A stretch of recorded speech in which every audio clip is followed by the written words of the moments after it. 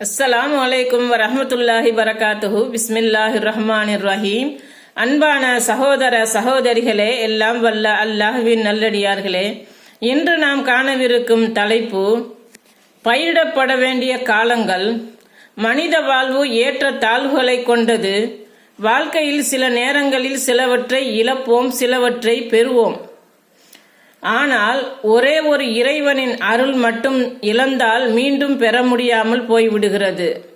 அதுதான் காலம் என்பதை நாமெல்லாம் மிகவும் நன்றாக அறிந்து வைத்திருக்கின்றோம். எனவே மனிதன் மிகவும் மதிக்கும் செல்வமான பொன்னோடும் கண்ணோடும் ஒப்பிட்டு காலம் பொன் போன்றது எனவும் கண் போன்றது எனவும் சித்தரிப்பதை பார்த்திருக்கின்றோம். பல நாட்கள் செய்து கொண்டிருந்த பணிகளை சில நொடி பொழுதுகளில் செய்யக்கூடிய அளவிற்கு காலத்தை சுருக்கிவிட்ட நவீன உலகத்தில் தினங்களை கொண்டாடுவதில் தான் காலத்தை கழிக்கின்றனர்.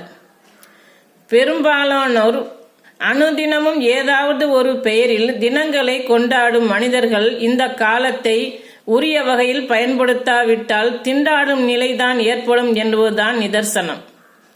காலத்தின் சுழற்சியால் நடைபெறும் வருட பிறப்புகளில் கொண்டாடுவதற்கு எதுவும் இல்லை. புது வருடம் கொண்டாட்டங்கள் அறிவுபூர்வமானதும் இல்லை. ஏதாவது ஒன்றை கஷ்டப்பட்டு மனிதன் அடைந்தால் அதை கொண்டாடலாம். மாறாக பகல் மற்றும் இரவை மாறி மாறி அடைந்து நாட்களை கழிப்பதிலும் மனிதனுடைய வயது உயர்வதை கொண்டாடுவது பகுத்தறிவுக்கு முரணானதுதான். இவ்வாறு புது வருட பிறப்பை கொண்டாடுவது இஸ்லாமிய வழிமுறையல்ல, மாறாக கிறித்துவர்களின் நடைமுறையாகும். மாற்றார்களின் நடைமுறையை பின்பற்றுவதை நபிகள் நாயகம் ஸல்லல்லாஹு அலைஹி வஸல்லம் அவர்கள் வன்மையாக கண்டித்துள்ளார்கள். எவர் ஒருவர் ஒரு சமூகத்தினரை பின்பற்றுகிறாரோ அவர்களை சார்ந்தவரே என நபி ஸல்லல்லாஹு அலைஹி வஸல்லம் அவர்கள் கூறினார்கள்.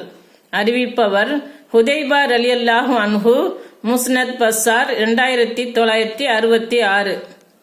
எனவே இந்த காலத்தை கொண்டாடுகிறோம் என்ற பெயரில் வீணடிக்காமல் அரிய காலத்தை எவ்வாறு பயன்படுத்த நமக்கு இஸ்லாமிய மார்க்கம் அறிவுறுத்துகிறது என பார்ப்போம் இன்ஷா அல்லாஹ். அஸ்ஸலாமு அலைக்கும் வரஹ்மத்துல்லாஹி வரகாத்துஹு.